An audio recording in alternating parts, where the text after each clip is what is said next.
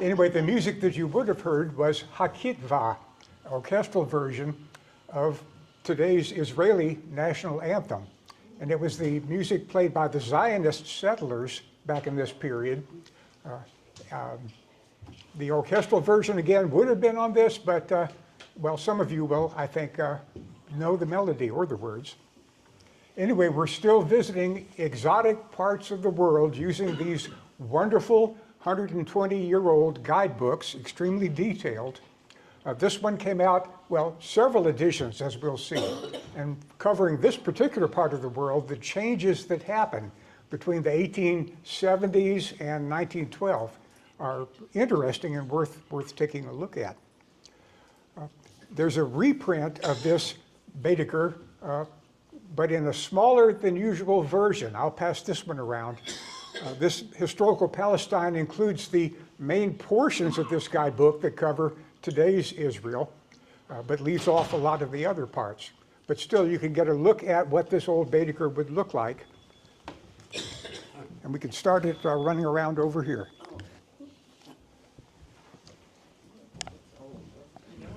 Also, as usual, I will send you some articles, essays, things like that having to do with this particular part of the world.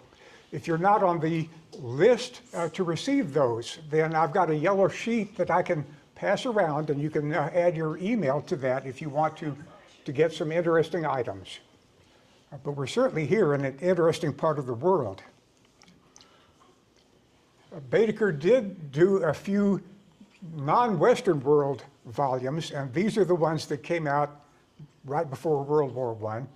We could do an entire other course on the more familiar countries, Baedeker's Europe, England, France, Italy, Spain, Germany, places like that.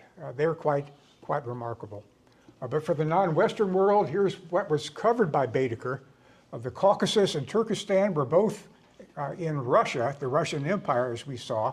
We looked at Egypt last week. We're skipping the Ottoman Empire with Constantinople, and Palestine and Syria, of course. Next week, the British Empire of India, and then in our final week, the United States in 1909. In 1914, Baedeker is ready to do a guide covering the Far East, China, Japan, etc. But World War I came along. Those plans were dropped, and well, we have these good volumes, but not the remainder. But as always in this volume, the maps of the area under consideration are extremely detailed. These are the fold-out maps at the beginning and then at the middle of the book, northern and southern Palestine in this case. The areas that it all covers, you can see here, the usual opening information on what to expect, how to dress, or what to bring, and in, well, the cultures, strange and different cultures for Europeans that you'd be dealing with. And then the detailed description of where to go. Jerusalem, of course, comes first. It would be the principal destination, I think, of most tourists into this part of the world. And then on through the rest of Palestine, as it was then called, up into Syria to the north, and then a brief section over into, well, Mesopotamia, or what we call Iraq, with a brief description of Baghdad. But the area here is the main focus of this particular guidebook. And of course, this is a quite interesting area. There have been plenty of good books written about this area right before World War I. And things have changed a bit since then. Back at the beginning of the 19th century, Muslims were 89% of the population here, Christians of the various Oriental religious branches, 8%, and Jews, 2.5%. 8 decades later, the numbers are beginning to change. And the types of population there, most observers could see a clear difference between the town dwellers on the one hand, the peasants, the fellahin in the countryside, and again the nomadic Bedouin, who again spoke Arabic but thought of themselves as quite a different people, quite a different culture from the settled farmers and herders. Some unpleasant comments for them, vulgar brutes, villainous-looking cutthroats, etc. Dealing with the Bedouins was an acquired skill. But this is the area that we're looking at here. The Levant is the old-fashioned word for basically all this area in the Eastern Mediterranean. Today's Syria, Lebanon, Israel, Jordan, Palestine, and the Sinai. But about 2.75 million back then.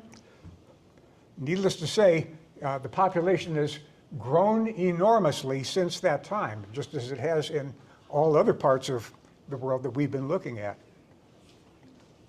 For Syria, further north, the same situation. Definitely a great increase in population in the 20th and 21st centuries. By the way, I can send you this PowerPoint show as a handout. I'm learning to use OneDrive, which means that I can send you the entire show as a genuine PowerPoint show, which will let you play the videos on your own. So if you're on the email list, you'll be getting a copy of this. This area, of course, had attracted tourists and pilgrims for quite a while. Back in the early 19th century, David Roberts, a British painter, visited this area and did a rather remarkable book. Here are other volumes on what this area was like during the Victorian age and over 20 centuries of pilgrimage to the Holy Land. But Roberts's book gives you some good images of what things looked like before the modern world began to transform everything. Many people who came there then, of course, would have been Christian pilgrims. In the River Jordan, baptism or immersion, a popular activity, of course. View of Jaffa from the south. Today, Jaffa is a suburb of Tel Aviv, a city which was not even dreamed of when this particular painting was done. Nazareth in Galilee in northern Palestine would have looked like that, just a small town in, well, the early and mid 19th century. Accra, or Akko, quite an interesting city with its walls around it dating from Crusader time. This is the city that Napoleon Bonaparte tried to capture but failed to capture in 1799. Napoleon in Israel is an interesting concept.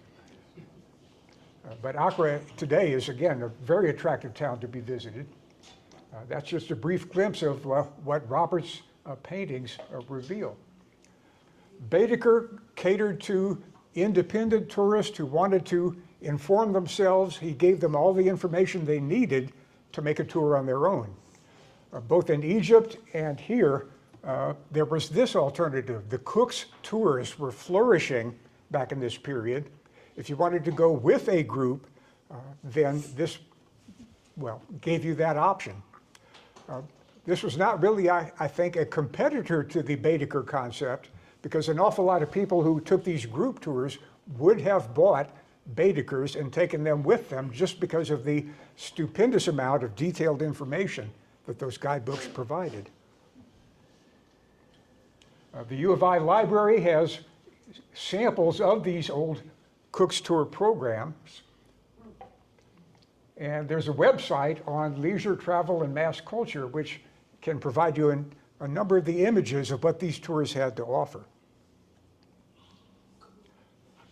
But here's, well, a brief historical glimpse of how this part of the world changed over, 3.5 decades. 1878 is the first English language Baedeker guide to this area. Palestine back then, part of the Ottoman Empire, Turkish rulers, Arabic-speaking population, very small Jewish community, and traditional Oriental branches of Christianity in this area. But in 1878, it was a lot less well organized for tourism than it became a couple of decades later. Each Baedeker was revised with each new edition. And it's quite interesting to compare the changes in this sequence. In the 1906 guidebook, they did put in that little special announcement. It does not appear in the others. The excessive zeal of the Turkish censorship sometimes even extends to the confiscation of guidebooks. The traveler is therefore advised to place this volume in his pocket before going through Turkish customs. The Baedeker firm, the family firm, hired local regional experts to actually do the field work for them and then to write the guides, edited then back in Germany by the main company. Baedekers were always done in German, English, and French, and the whole firm regarded itself as very much an international agency. But Albert Sosin, a professor at Basel, Switzerland, was the main author of this particular volume. The later editions, by 1912, you've got Emanuel Benzinger, again, another German professor in Tübingen, providing the updated materials.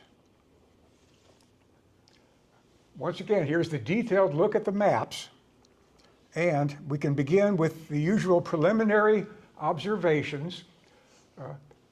And in 1912, the traveler in the, as it calls it, still semi-barbarous East must be content with framing a more general plan for his tour, not relying on a very detailed day-to-day itinerary. Things happen. If you're in a Cook's tour, they minimize the number of things that might happen and try to overcome the, well, difficulties of dealing with a remote part of the world.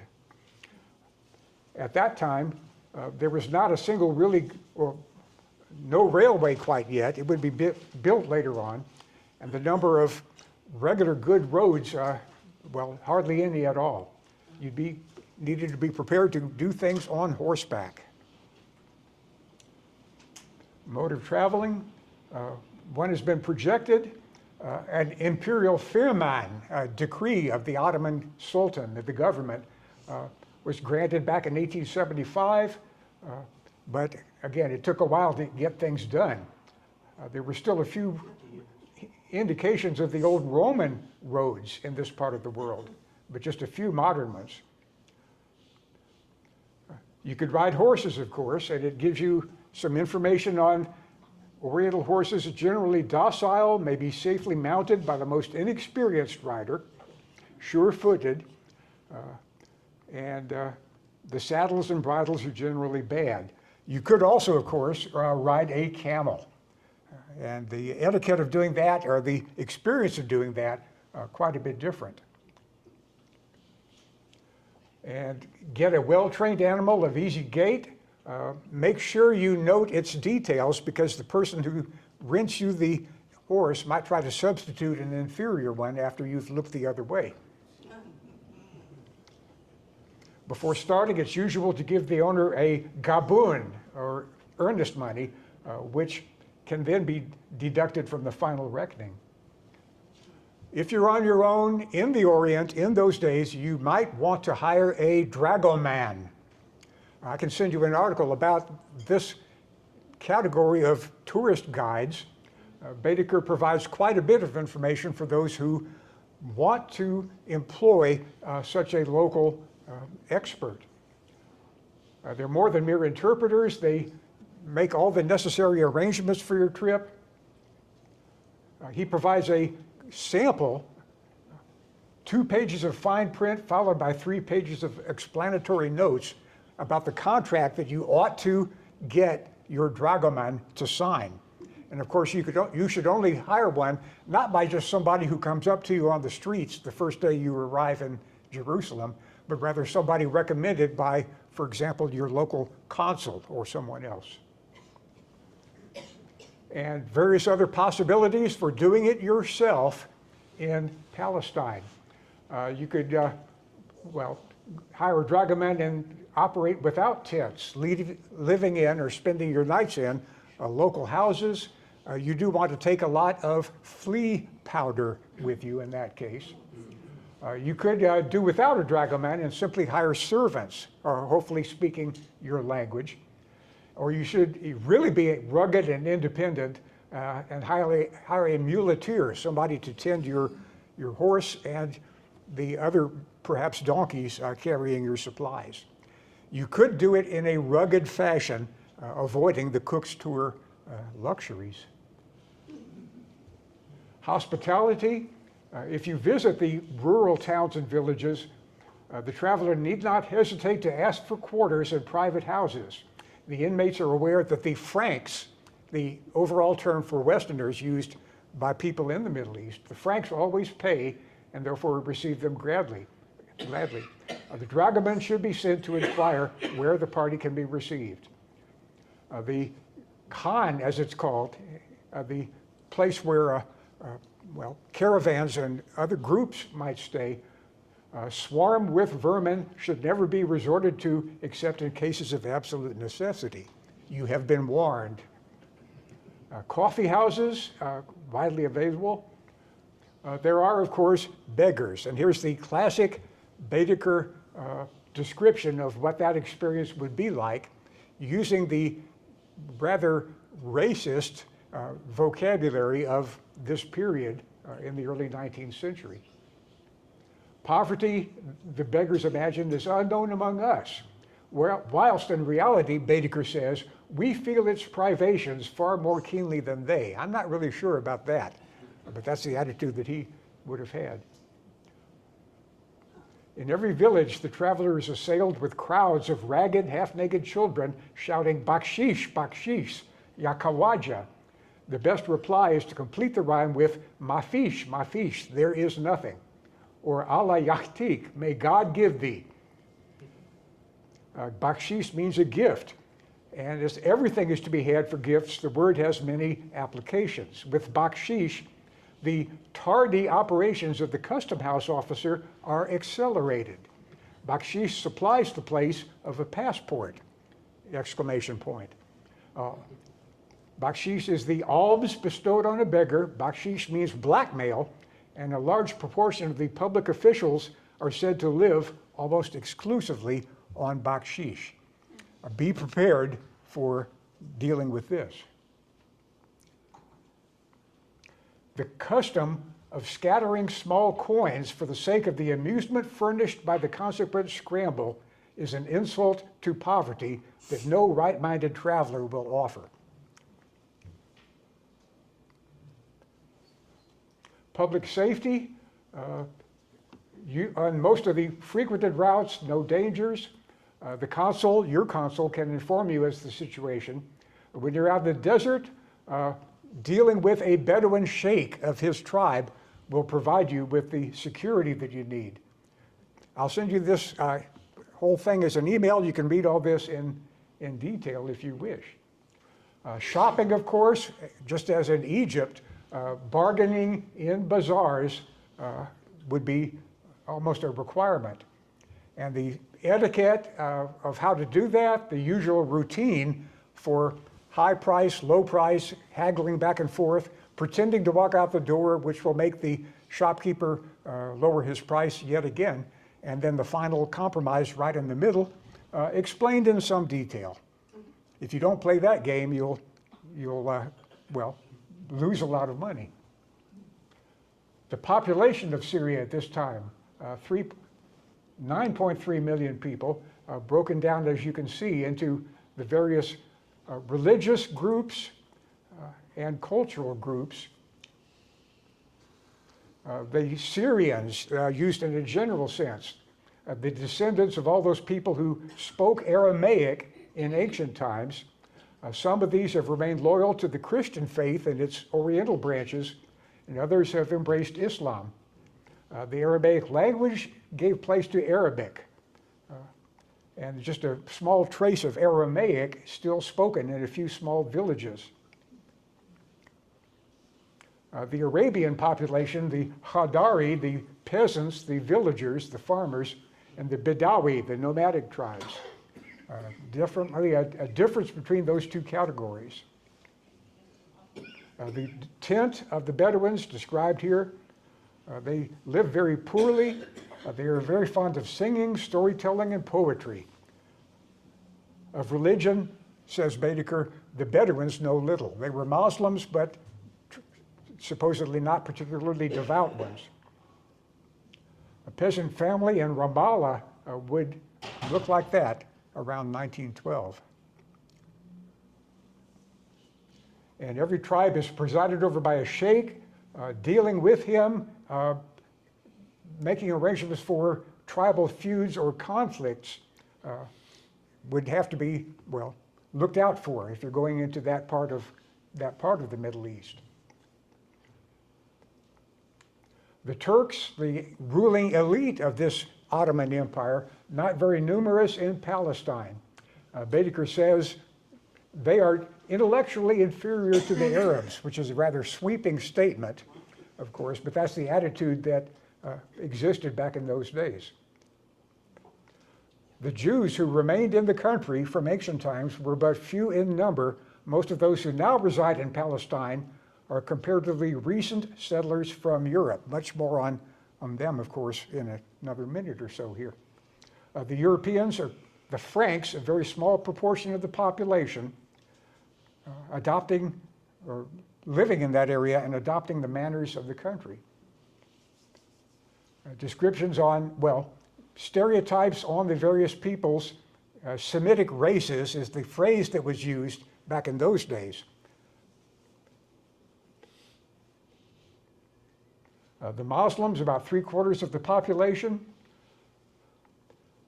Islam is conscious of having retained its hold on the bulk of the population,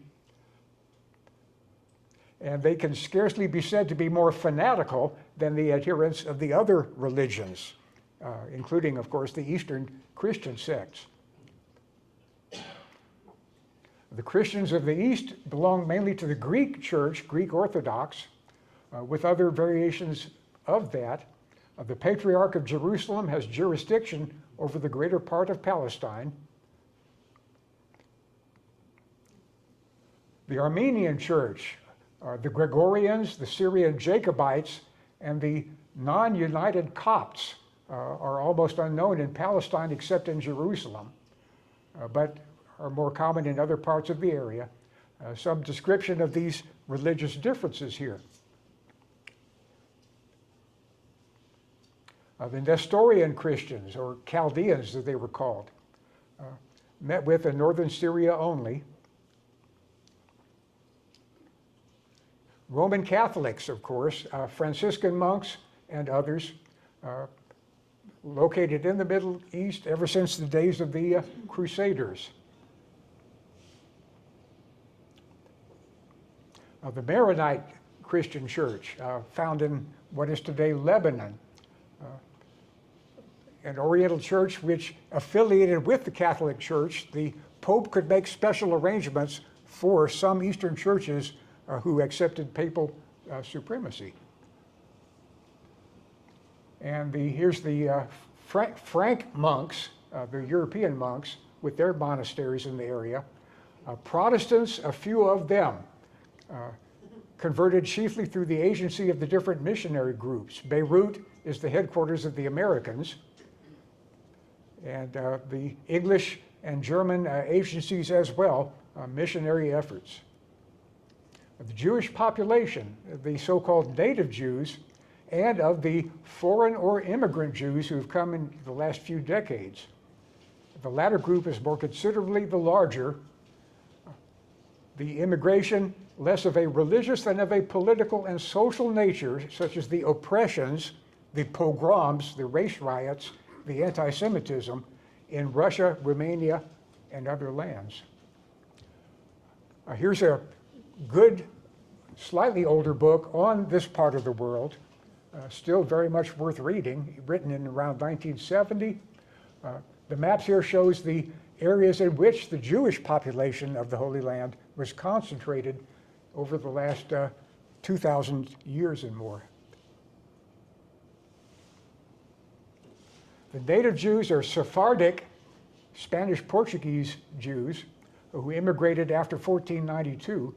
The Ashkenazic Jews, those speaking Yiddish, from Russia, Romania, Poland,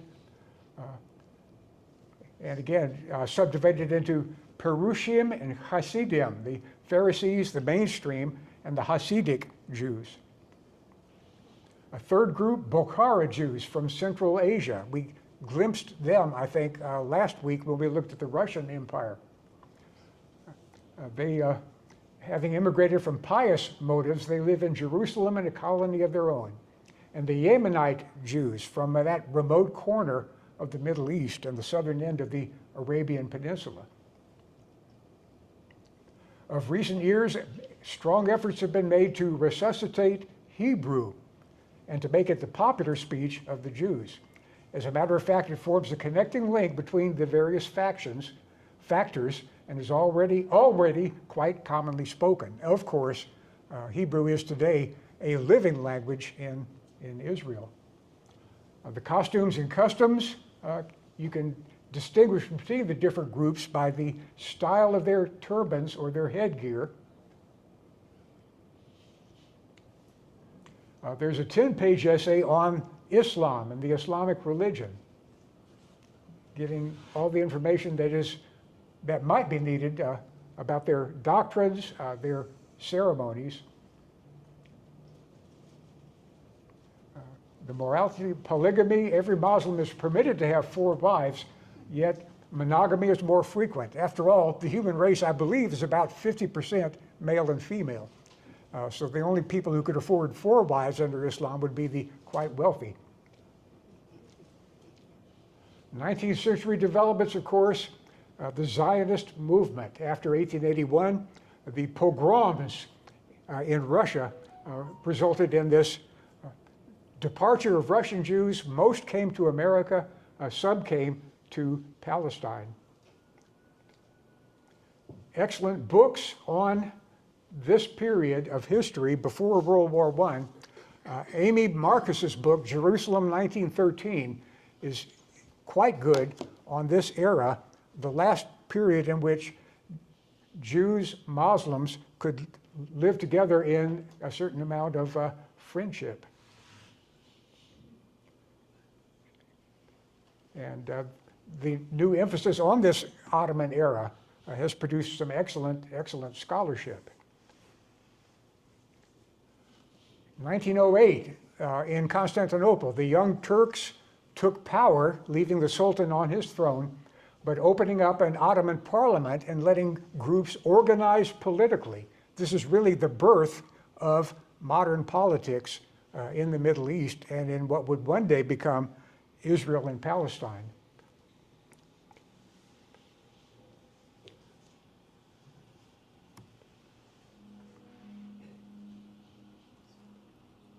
Until the 1880s, half the Jews in Palestine are Sephardic, of Mediterranean origin. In an empire dominated by Islamic culture, they identify as Ottoman, speak Arabic, and like Christians, accept their secondary status. Palestine was under Ottoman control at that time. The place was above all an Ottoman region, and we tend to forget that. Most of the population lived in the mountains, whereas the plains and the lower areas were less populated.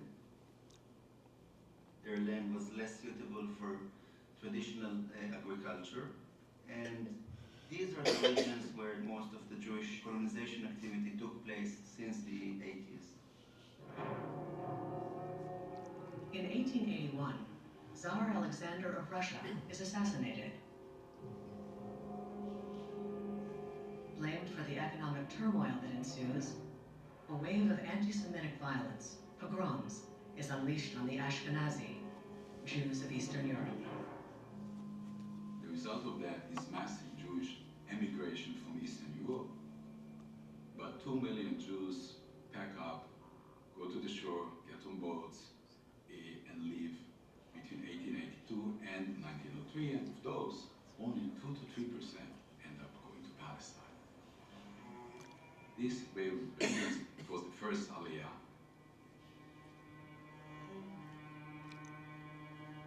The majority of people who were leaving Russia at that time were going to America. in search of greater economic opportunity. But a very small portion did end up in Palestine. Most of those who are coming to Palestine are still coming for the same reasons Jews have been immigrating to Palestine previously. They come to the Holy Land to study scripture, often to be buried there. Many of them have little to no agricultural background at all, and certainly no knowledge of how to be a farmer in Palestine, which of course is rather different from the Russian Pale of Settlement.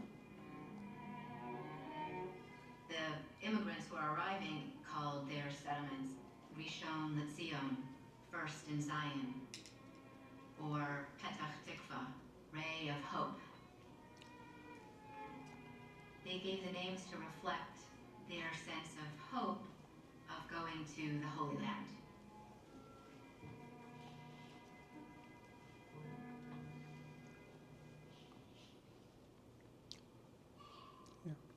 Any comments on all this?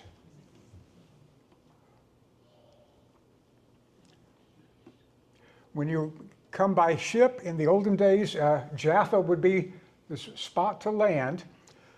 It was not a port at which large ships could sail right up and let you down the gangplank. You had to get into a boat and a lander and be carried on to the town.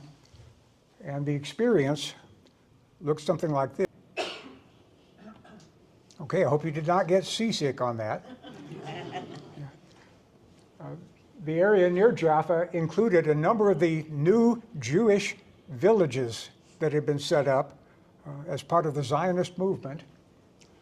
Travelers interested in the Zionist movement may visit the following Jewish colonies to the south of Jaffa, and it describes the several small towns, most of which have since developed, of course, into sizable small cities.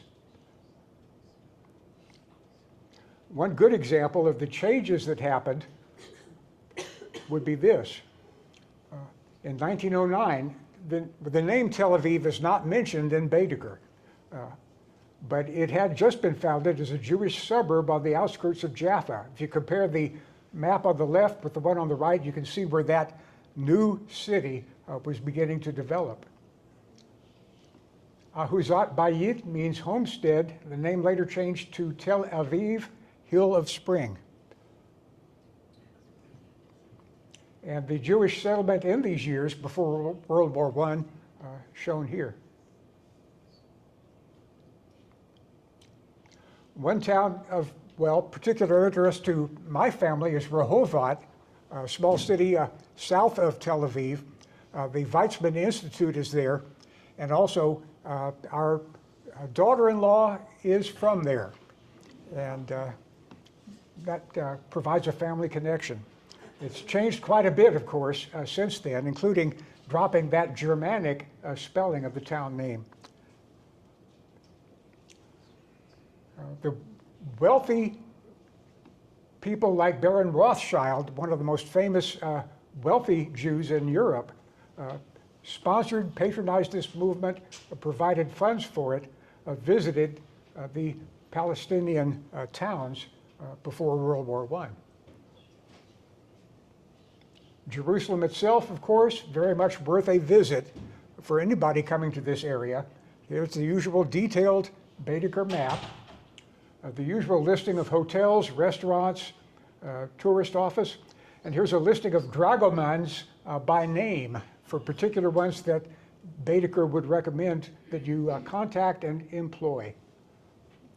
The English Protestant community, the churches that you might want to visit, described here.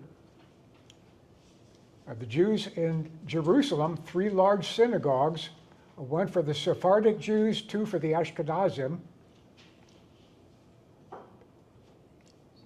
And Jerusalem itself, again, given its basic introduction, the town walls still there today, following pretty much the perimeter that they had not just centuries but thousands of years ago.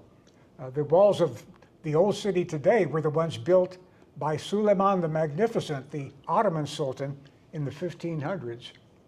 But they would have surely reused stone blocks from the earlier city walls that had been destroyed and rebuilt over the centuries. Overwhelming interest, many will be sadly disappointed in a modern town. Rubbish and decay in 1912.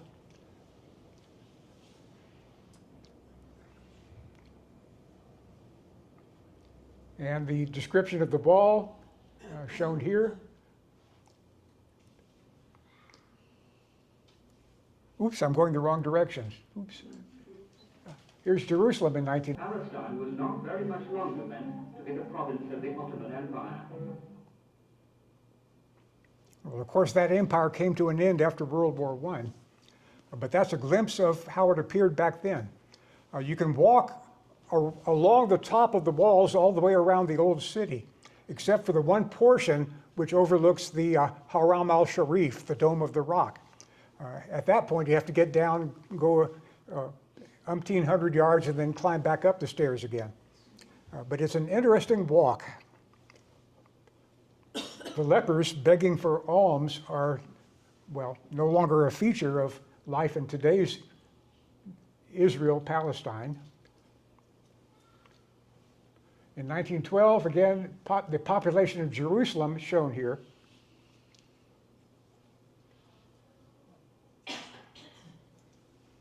And quite a lot to be seen. The traditional quarters of Jerusalem shown on this National Geographic map. The Muslim, Christian, Armenian, and Jewish quarters, with the Haram al-Sharif, the sacred precinct, over here. The Western Wall, of course, a major destination. The one remaining fragment of the temple, the second temple built by Herod.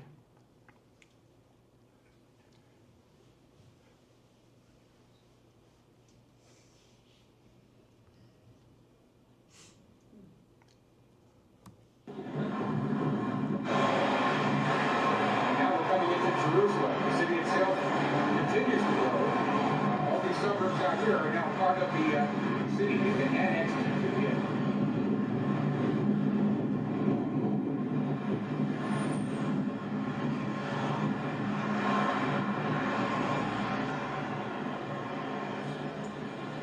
West Jerusalem, of course, is one thing. The old city is something entirely different, of course, you see.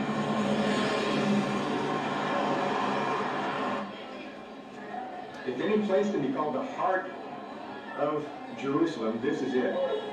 That's the Dome of the Rock towering over the quarter, the sacred quarter of the Haram al-Sharif, the Temple Mount, Mount Moriah, depending on which religious faith you observe. Down here is the Al-Aqsa Mosque. You can barely see the top of its dome from here. We'll see it again shortly. But again, the precinct there is sacred to the Muslim world.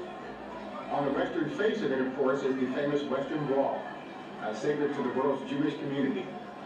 The entrance here, the crowds that are going in, show how important and how popular a location this is. We're down at the southeastern corner of the old city of Jerusalem. And what we can now do is basically walk around the entire perimeter of the old city. Its history goes back thousands of years.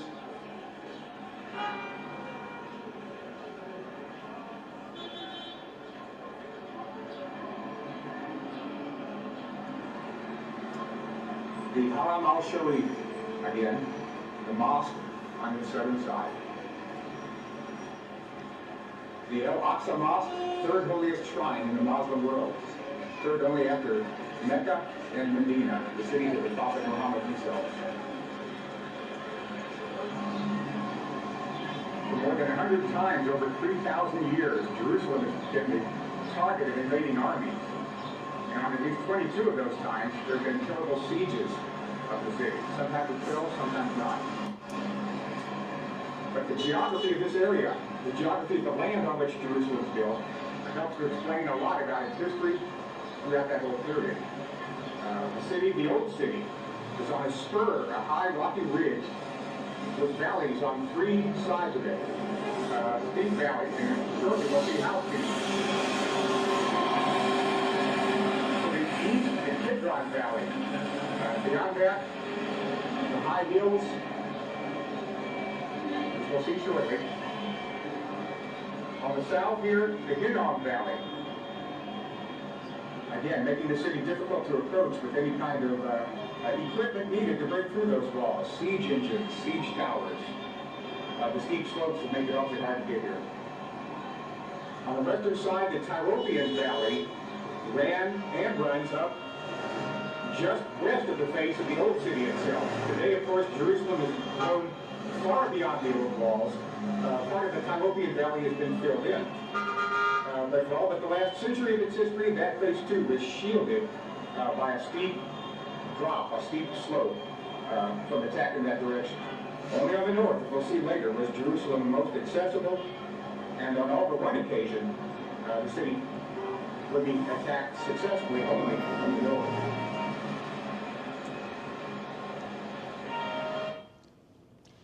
And you can watch the rest when I email you the video.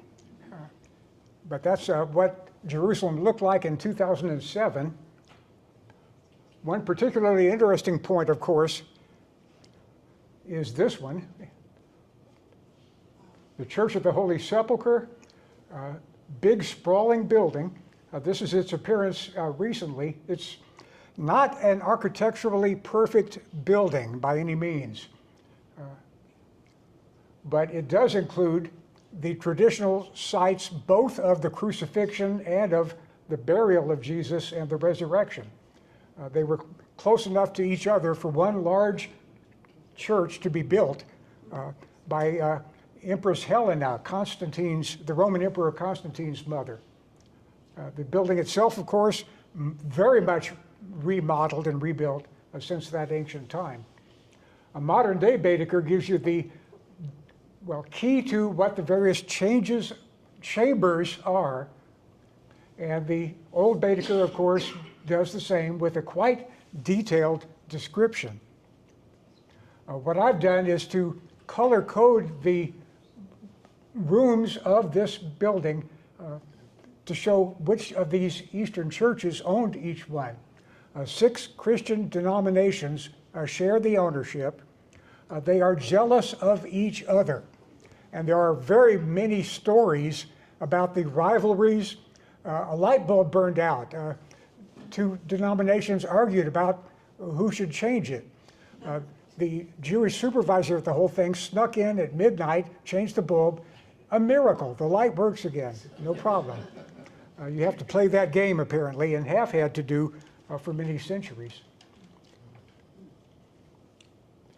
The keys to the Holy Sepulchre are traditionally in the custody of a Muslim family living in that neighborhood. And this is what it looked like on Palm Sunday in 2007.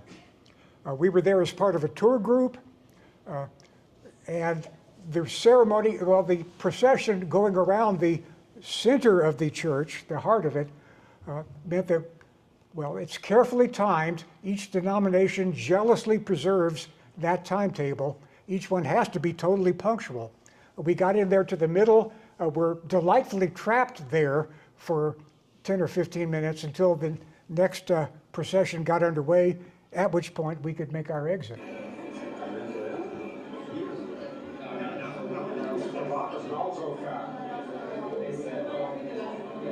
Small mountain or big hill.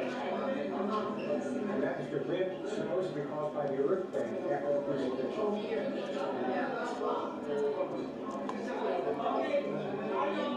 That's very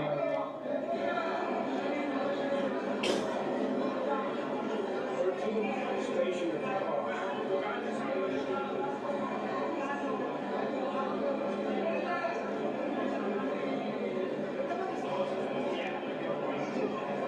Looks like the Greek Orthodox are leaving, so that the Syrian church has to take its turn.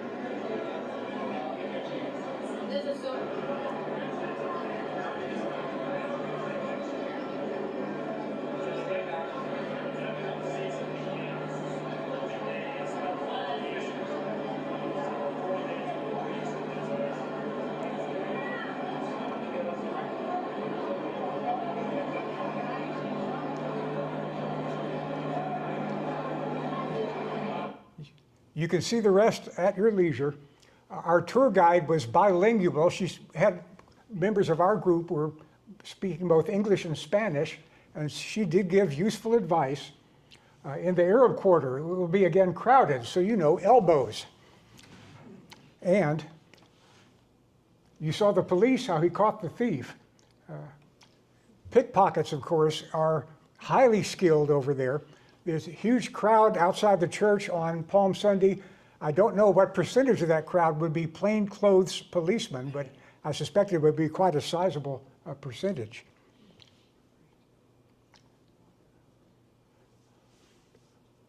This I think we can skip for right now, except for a couple of glimpses.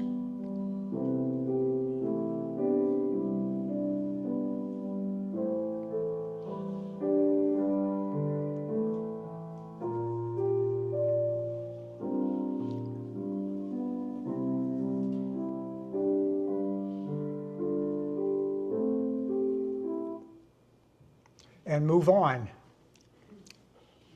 Let's take a look at the southern portion of Palestine. Of course, Bethlehem would be the town most visited, looking like that in 1912. About 11,000 people then, nearly all of whom are Christians. That has changed a bit in modern times. The number of Protestants there, about 60, schools, churches, and the inhabitants lived chiefly by agriculture, breeding cattle, and of course catering to pilgrims. Bethlehem's traditional industries, the manufacture of religious items, and the carving of olive wood. 11,000 people back then. In the 21st century, 28,000 and more.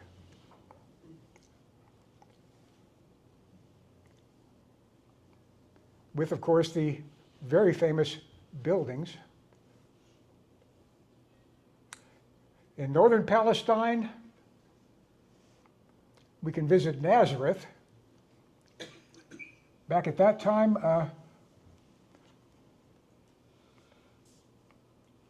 about 15,000 people, very much divided into Muslims, the various Christian denominations, 250 Protestants at that time. Again, a certain measure of prosperity at that time.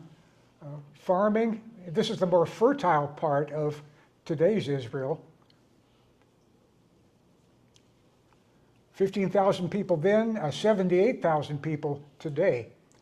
A lot of Christian Arabs or Christian Israeli Arab citizens live in today's Nazareth.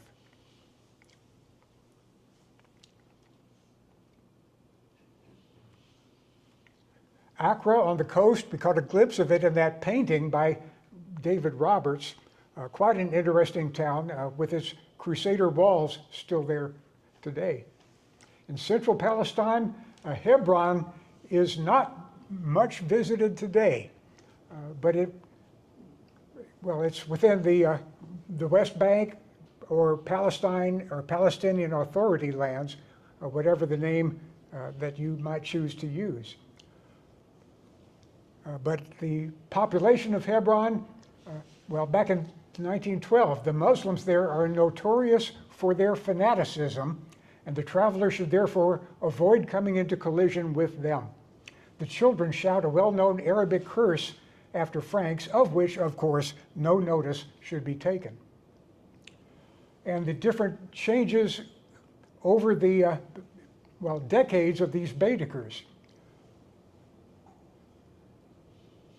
Male travelers can be accommodated. Oh, the earlier one says, the Sheikh Hamza receives travelers, but then, a bit later, travelers are earnestly warned against that errant beggar, the son of the deceased old Sheikh Hamza. Whoever wrote this must have had an interesting experience with that particular individual, because that description of that errant beggar is maintained in the later editions of this Baedeker. The main sight to be seen there, the great Haram, supposedly the burial place of Abraham. In those days, only Muslims were allowed into that particular building. No Europeans, except a few of high rank, have hitherto been admitted to the interior of the Haram. Moving on, there are things of more recent date, and we can skip through these rather quickly, but the Crusader castles are quite interesting. Here's the highest castle between Lebanon and Syria.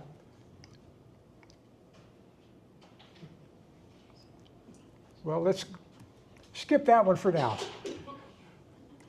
And our last portion here that I would like to show you is a then and now treatment of the Golan Heights. Baedeker's Golan, well, first of all, that region, of course, is that portion that belonged to Syria before the 1967 war, is now occupied by Israel and has been since then, is on the, well, the bluffs of the Golan Heights overlook the Sea of Galilee, and the area within the heights are quite interesting to visit. My co-grandfather, my daughter-in-law's father, and I had an interesting couple of days touring that area, filming locations for future classes. But for Baedeker, we can follow this trail described in the guidebook and see how things have changed a bit since then. You would start in Safed, the town that, well, in those days, most of the population of this town were Jewish, and of course that remains the case today. This is an old center of Jewish religious scholarship. You can go on to the area of Lake Hule, which in 1912 was a swampy morass. It could be explored and described by 19th century travelers. John McGregor, nicknamed Rob Roy, began the process of canoeing as a way to enjoy scenery. He had his adventures, of course. But the Hula Valley then has been replaced by a drained and very fertile area of farmland in the 21st century. So enormous changes in the last 100 years and more. You can follow on through these villages described briefly in Baedeker, some of them Arabic villages, a couple of them even then Jewish. But Alma, for example, has its history. The Arab and Palestinian inhabitants, the 1948 war, which allowed Israel to come into existence, did mean the displacement of numerous Palestinian populations, and that included some of these villages here. Kadesh, again, quite a bit different now from the way it had been then. Occupied in 1948, with its inhabitants fleeing to neighboring towns, Israeli kibbutz coming into existence there. Moving on, we get to Hunin. In the Middle Ages, there was a link between Banias and the coast. Banias, an impressive town in Golan, which we're about to get to. Hunin also described here in its earlier period. Jewish colony with 310 inhabitants at Metula. Today it's grown quite a bit, 1,740 population. This is right on the Lebanon border, and tourism there can happen and can flourish in peaceful times. Right now is not one of those times, so we can wait a bit before attempting a visit to that area.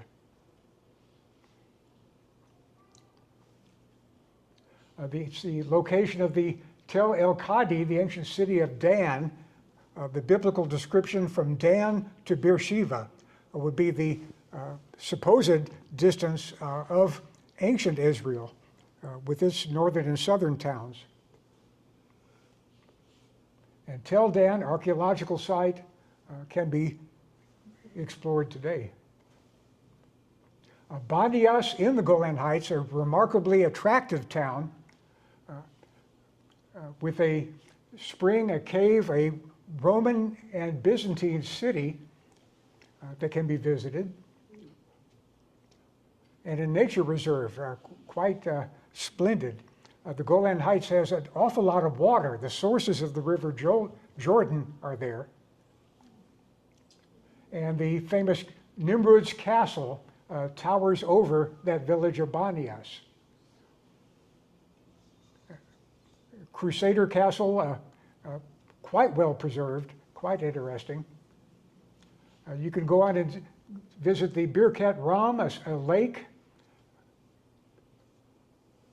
still there today. And a village of Hibaria beyond that, where there's a Roman temple mentioned briefly in Baedeker, still can be visited today. And Majel es Shams, a Druze village. The Druze religion appeared in the Middle Ages as an offshoot of Islam, but with its own quite separate community. The Druze have apparently gotten along quite well with, back up a bit. Yeah, there we go.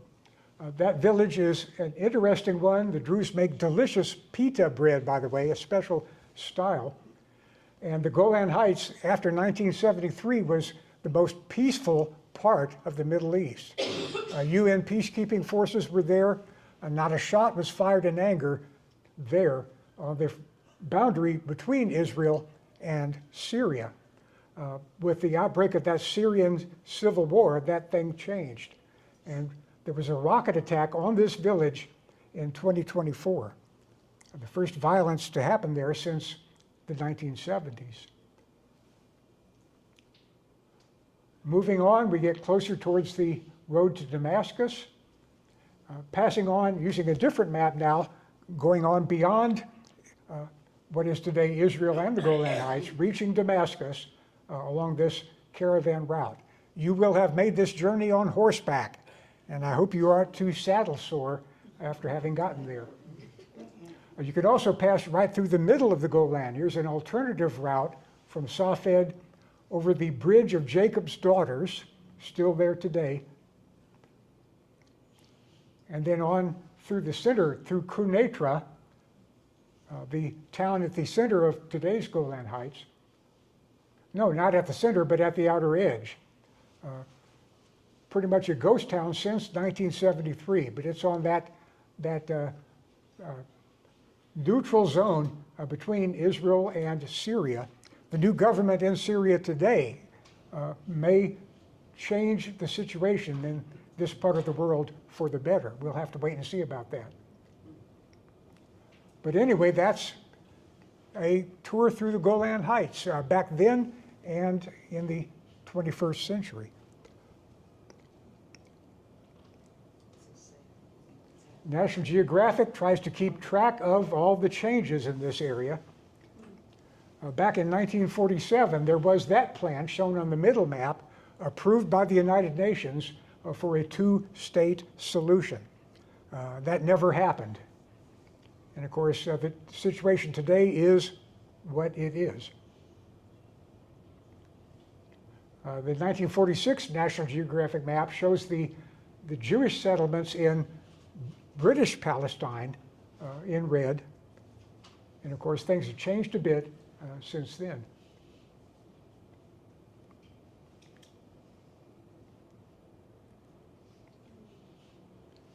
The big change since Baedeker's time, of course, in the distribution of the world's Jewish population is quite dramatic.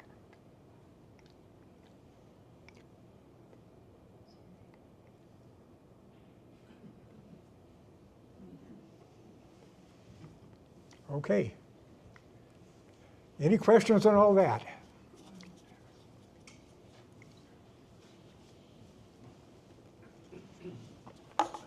I can, Is there any idea how much a cook's expedition would cost? how much would a cook's tour cost? I don't know the figure. The information, well, I'll see if I can look it up and email that to you. The price, of course, would be in pounds or dollars in their value of 1912. This would be for middle class and upper class families. Tourism in Baedeker's time was not yet, I think, for working class folks. They tended to take very short vacations closer to home. Today's global tourism with college students and everything was still way in the future. So Cook's tours, affordable if you have the money. Okay, thank you for coming, and next time we will take a look at British India. And once more, if you want to receive this PowerPoint show and a number of articles and essays, please add your name to that email list, and we will see you next week in the studio downstairs. But the coffee and the cookies will be there.